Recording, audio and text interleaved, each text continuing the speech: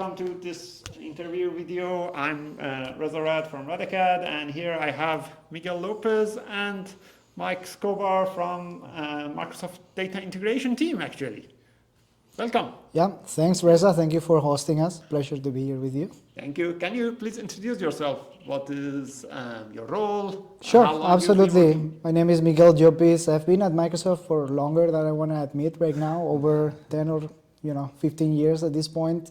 Currently working as the group product manager for data integration, focusing on a bunch of experiences and solutions you may already be using today. Things like Power Query, either on desktop or online. Dataflows, Gen 1, Gen 2 in Power BI and Fabric. Gateway capabilities, connector capabilities, BNet capabilities that kind of are used as part of that end-to-end experience today. Yeah, and I remember you've been in the Power Query team for a really long time. Yeah, I remember one of the past summit sessions you've done, like when was that, 2014, 2015? Yeah. Yeah, really been there since the beginning, which was around 2011, 2012. Yeah, that is cool. Yeah. Awesome. Great to have you here. And of course. Mike? Yeah, Mike. Miguel called Mike. Actual name is Miguel. Yes. Miguel Escobar. But yeah, you couldn't have like two Miguels. It just brings too much confusion, emails and everything.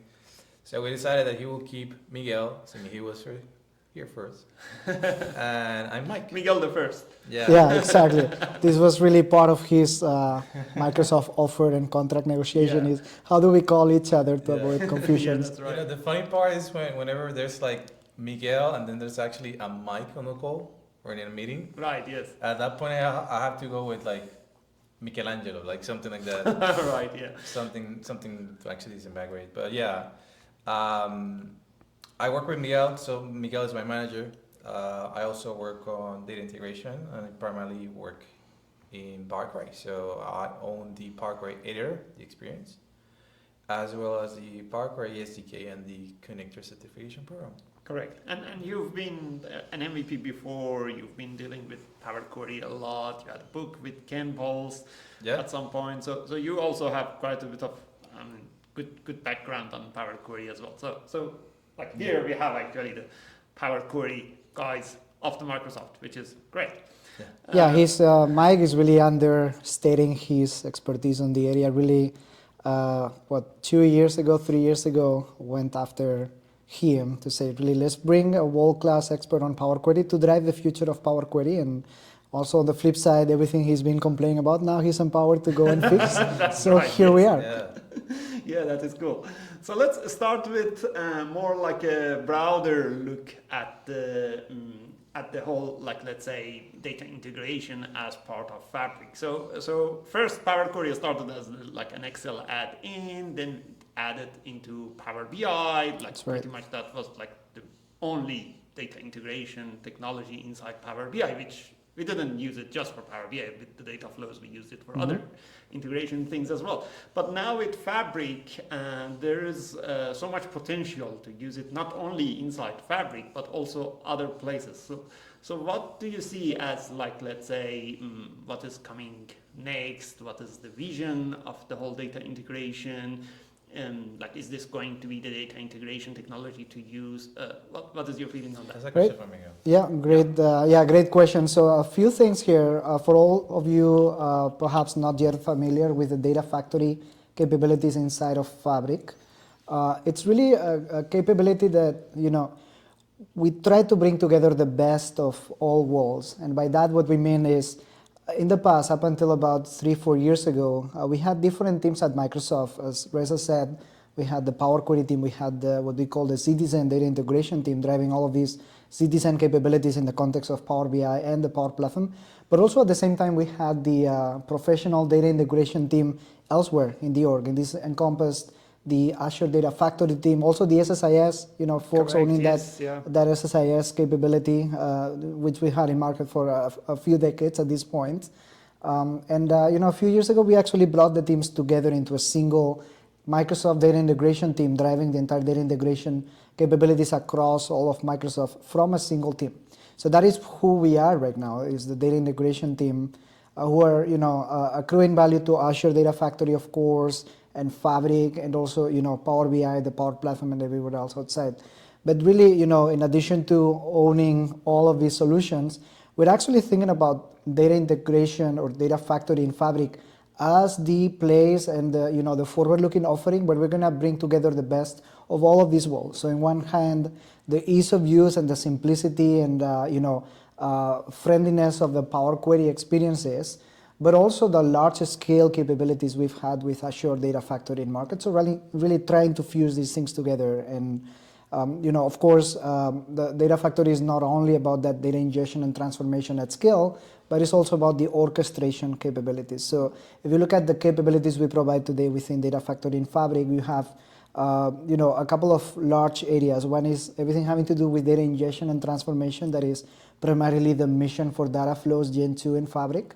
And at the same time, we have orchestration capabilities with pipelines in Fabric. And we also have mirroring and replicator capabilities also showing up in Fabric. That is also a big part driven by our team in partnership with warehouse team as well. That is great, and like that power combined will give you pretty much everything you need in terms of data integration. At the moment, we just see, for example, Dataflow by itself used inside like Power Platform to get data into Dataverse, but now when we combine it with Data Pipeline, it's a powerful tool to have, definitely. Yeah, absolutely. And one thing I forgot to say in terms of our team's mission, right? What are we here when I wake up every morning, when Mike wakes up every morning? What are we here to do, right? So twofold. One is we want to make sure there's seamless capabilities to bring data into Fabric, whether you're trying to ingest data into a Fabric warehouse, a Fabric lakehouse, a Fabric KQL database, and all the other data artifacts within Fabric. That is one aspect. But the other aspect is we're here also to deliver the world's data integration offering, right? The SaaS-based offering for data integration, large, highly scalable, highly user-friendly, running on the Microsoft Cloud. But that doesn't restrict our customer target, market to Microsoft ecosystem, customers. We want to make sure this works multi-cloud, right? And you'd see this showing up through our current and upcoming capabilities in multiple ways. One is, of course, data coming from all clouds to this solution. So hundreds and hundreds of connectors to things that are multi-cloud and multi-vendor as well. So things like, connectivity to Google Cloud Platform, connectivity to AWS, connectivity to Snowflake, connectivity to, on-prem things, Oracle, and, all the others, right? SAP and all the others. On the data in, but also on the data out. We want to, target customers who may have perhaps nothing to do with Fabric as a source or a destination, but we want to make sure we actually are able to support their data integration workloads within Fabric, and to perhaps even just move data across GCP and Snowflake, right? We want to make sure we can support that even when Fabric sources or destinations are not in the picture, but we want to support that through data integration and also, powered by OneLake, which, as you know, in Fabric, all the data is stored in OneLake. That's right. That's a great vision to have, and I think this product will definitely go to that direction. Let's see. We have our work cut out for the next few years, but that's definitely the vision. Yeah. Great, awesome. So in this one would go to Mike, perhaps. Like in the world of Power Query, so we have the engine, we have the language, and then we have the editor, which is quite a strong editor. Like we don't have something like that in DAX, for example, right? So this editor is like one of the favorite things for a Power BI developer, a Power Query developer, Excel user to go there, do their transformation, things like that. At the moment, we have different experience, of course, in web and in the Power BI desktop. Is there like any plans in like bringing that experience in Power Query in Power BI desktop? Like what are your thoughts? That's a good question. So just to give you like a little bit of a backstory. Yeah. Like the original creator of the editor, this guy, he actually drew it. Sure. So who knows where that that idea comes from. And of course, I was sitting in the shoulders of giants with our engineering and UX design teams to get there, right? But yeah, that was really a smart idea to think about building it this way. Yeah. Yeah, because if it was me, I was just building like a place to write code. But yeah. and yeah, so that original idea, from day one, which was 2011, 2012. Data Explorer days. Yeah. That's Data right. Explorer back in the day as an add-in for 2010 and then for 2013. So now we actually have this new version of the UI. It's still, it has the same roots from the original one. It does feel modern. It does have new features. And we've been investing in the Parkway online experience. So this UI is primarily on Parkway online. Yeah. But we've been doing investments to actually bring it into desktops. So if you try, for example, Excel for Mac, that same experience is available today in Excel for Mac. Right. Okay. And the idea is that we're only going to have a single unified Parkway experience. So the same experience that you try in Excel for Mac should be the same one that you see in Excel for Windows, Power BI Desktop, or Parkway Online. Or That is the vision. We're not there yet, but we are internally investing quite a lot and we're making progress. right. I think so part of it is making it like a unified experience, as you mentioned. Yeah. Another part is like dealing with performance, because it's like performed quite differently in different places. Not the engine, but the UI. Like when you have a UI in web, it performs, I think, on a different set of resources compared when you have a UI like Power Query editor experience in the desktop. So it is quite a complex thing to do, I think. Yeah. It might not look like it, but yeah. Yeah, one of the things that, when you're actually working online, you do have some dedicated resources to actually work on this. Right. But one of the key things that happens online is that behind the scenes there's so much happening, and so much of it is actually to make sure that we're giving you the best service that you can possibly have. From telemetry to actually make sure that the capacities are running smoothly, to everything that you can think of is actually happening behind the scenes.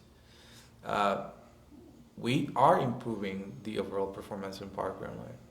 And the goal is that we're going to give you the best experience that you can possibly imagine in Parkway Online. To the point where you're going to think, a desktop app? Perhaps I should be just using the Parkway Online. We're not there yet, we're working on it.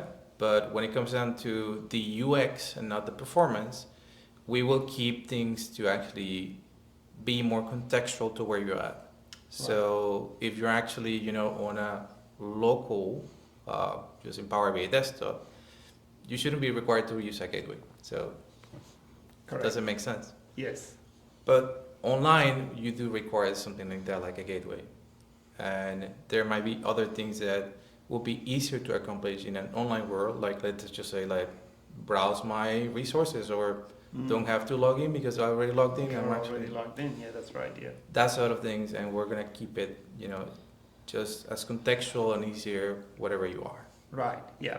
So talking about making things easier, we nowadays have Copilot used pretty much getting used pretty much everywhere in Microsoft's tools, and especially in Fabric.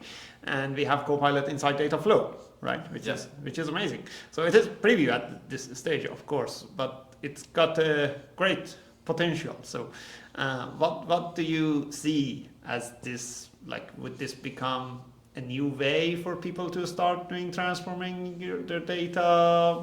Like, what is your feeling on that? Totally. I mean, I continue to be amazed by the kinds of things that users try to do through Copilot, and it's for us to continue evolving what they call the skills for Copilot. So as you said, we have the Copilot in preview today for Dataflows. Later this year, we plan to continue evolving that. We also plan to bring Copilot support for data pipelines and Data Factory. But even on the Dataflow side, it's an ever-evolving thing over the years, where we just have planted the seed for what the overall experience looks like, and then it's about training it with new skills. So Copilot in Power Query and in Dataflows gives you a lot of capabilities. One class of problems that it helps with is, let me describe the type of transformation that I need to perform on my data, and allow Copilot to figure out how to get there, right? But this can get really sophisticated. If you think about something like the Power Query challenge of a month that many of you in the community actually take on every month and say, hey, I have data in this input shape and I would like to get to this output shape, and usually those challenges are described very visually. How do you actually do it, right? You can have recipes or challenges that could take 5-10 steps. There's others that can take 50 or so steps, and of course there are many ways to get from shape A to shape B, and how you solve that in a most scalable, better design pattern approach, it's really challenging thing, and expecting Copilot to be able to do something like this, yes, I think in the fullness of time, and we're talking years, that could be the case if you really want to get the smart AI, right? So that's one class of problems, but there are more. You can actually think about Copilot as an accelerator for how to automate tasks. Like for example, hey, I got 50 data flows. Copilot, schedule refresh for all of these at the same time of the day, or cascade refresh data flow 1 after data flow 2, or all the move ownership of my data flow from me to somebody else because I'm leaving the company, or look at all the data flows that exist in my tenant and figure out ways to reconcile them to have common artifacts for common tasks. There's many different types of questions you may want to ask Copilot about that I think in the future we should be able to go and solve. Today we just have a very early set of capabilities and skills focusing on single data flow authoring, and in that context help you with transforming data, as we said, but also things like explaining my queries. So for example, asking Copilot, hey, what does query 1 do, right? And having it generate a natural language description of what it does, or even just pulling new data. Like if you ask Copilot today, create a calendar table for me, it would do it. It would actually do it leveraging public domain knowledge and blog posts and forum threads and all the things that are out there today that you would normally find through a Bing search for how to solve this. But of course, there's many more things that could be done here. Correct. Is the Copilot like designed in Power Query in a way that it would learn from my steps or things like that, or no? It is just using the large language model. Yeah, it doesn't. We for privacy reasons we don't really take anything from you. Right. So for privacy reasons we don't. That is gonna get better in time, as Miguel says. We're hoping. Right. Yeah. Now the question to you: have you actually tried? Yeah, I've tried it. I did a video about it, but that was just like some simple transformations, and it worked really nice. Yeah. One of them actually was really interesting. Like I tried, changing the column names. Yeah. Right. Like in graphical interface, you don't have an option for that, and it just changed it, just with one sentence. I asked change everything to lowercase, for example, the column names. Quite cool, actually. Yeah, really. One of the few things that we're actually trying, or that we're investing on, actually teaching the model, is more contextual things. So let's just say that you have a list of countries. What if you can actually tell, just give me the countries that are actually in the Americas region? All right, something like that. Something like that. Something that uses, let's say, a directory that, like a knowledge that Copilot has combined with. Or you can actually do, which is something that we've been trying. We got some musicians in the team, and some of them actually are fans of a band called U2.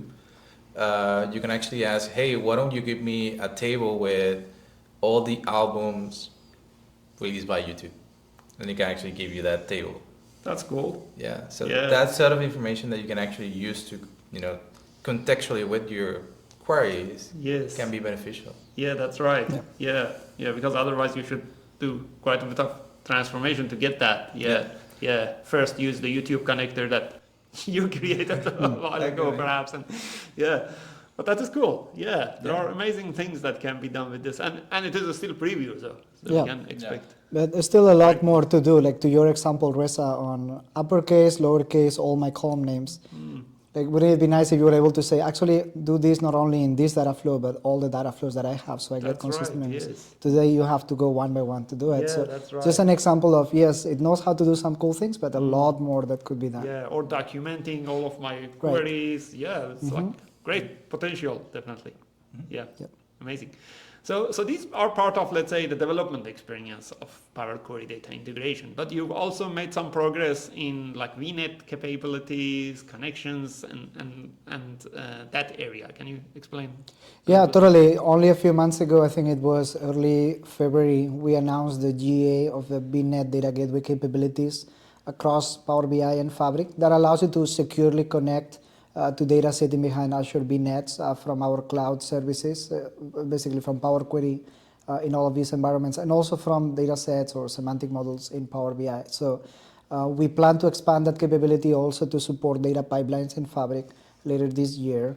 We also continue adding new data sources to that out-of-the-box set of supported sources for VNet, and we just continue to make it better. I think service principal name, SPN support is something that we also announced a few weeks ago in this area. Yeah, lots more capabilities coming, and of course on the gateways front, probably the number one feature ask from data pipeline customers in Fabric has been supporting on-prem connectivity for data pipelines, right? So that is something very large that we just announced at the Fabric conference a few weeks ago, and again, really it's just the initial set of capabilities. There's a lot more coming there, and there's the core capabilities on the on-premises data gateway that we're also pushing on. So things like better monitoring, better diagnostics, better troubleshooting capabilities, and of course, higher reliability, higher scale. So those are all things that are in the work, and will continue coming through this year and beyond. That is correct. So are these also, like, correct me if I'm wrong, but because we have now the mirroring in data warehousing, and that mirroring is kind of like behind the scene, there's a ETL type of, there's a data integration happening. So is that like a joint work between the data warehousing team and data integration team to get it working? Yes, absolutely. Yeah, and it works really, simple from user point of view, but I think it's a lot of things going behind the scene. Oh, yeah. Which is amazing. Yeah, it's our job, right, to make complex things simpler. Yeah. So definitely that one is a great example, and great customer feedback so far in terms of both the value proposition, oh, yes, but also the current set of capabilities, and at the same time a lot of ask for future enhancements. So yeah, definitely it's the beginning of a multi-year journey. Yeah, that is right. So is there anything else I forgot to mention but you think worth talking about? Everything worth talking about in there. I think, lots of work going on across all the areas on data integration and data factory. We GA data factory back in November 2023. We made a big splash with lots of announcements at Fabric conference, and in a few weeks at Build there's more. But beyond that, there's a lot more as well. So what I would say, kind of to wrap it up, is keep your feedback coming, keep using the product, sharing feedback with us in forums, in the ideas, forum, about the things that you find really important. We're here listening to your feedback. It's, for many of us, a big chunk of our work on a daily basis to go and monitor this feedback and make sure we're translating customer signal into actionable product roadmap to continue, improving the product capabilities. And of course, I'd like to say thank you, Reza, in particular, for all your feedback as an end user, as a consultant who aggregates feedback from many of customers you work with and the community you work with, but also for always having that smile you have and all the strong work you do with the community. There's really not enough words we can put to thank you for everything you do. Thank you. I appreciate that. For the feedback, ideas.fabric.microsoft.com is the best place, or you have a different channel too? We believe that the ideas is by far the best if you want to post a new idea or a new feature that you want to see. But let's just say that you have a question or you want to just engage with us. Right.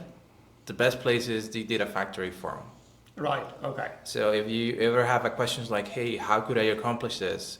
Or I have this issue with this, capability inside of Data Factory in general, not just you mean inside the community.fabric.com? Yeah. Right, okay. So the Data Factory forum, you're going to see me in there. You're going to see me in there. The rest of the product team, we also do monitor that. So correct. Definitely, if you want to reach out and and just ask questions, that's the best place to actually ask them. Right, that's cool. How people can get in touch with you directly? Like LinkedIn is the best option, Twitter. Let's start with you. I think that LinkedIn will be the place to start for sure. Okay. But yeah, I mean, if you post in the forum, I'll probably reply in that one faster. Probably that would be faster. Yeah. Okay, and for you? Yeah, same for me. Primarily LinkedIn. Not a Twitter user or regular user anymore, but I do check it out once a month or so. Right. But yeah, LinkedIn at least daily, once I'll daily. make sure that we put the LinkedIn Sure. URLs somewhere down here. So thank you a lot for your time and for like wonderful thing you're doing. Like it might not look like it from your side of the thing because you are building the product, but this product is changing people's life. I see people loving it, people using it. It changed their career. A lot of people like changed their career and progressed a lot with this. So wonderful job. Thank you a lot. That's awesome. Thank you. We'll keep it up. And a long road ahead of us. And super excited to be with all of you on this journey. Awesome. Thank you. Awesome. So thank you everyone for watching us. Until the next interview video. Bye. Bye. Bye.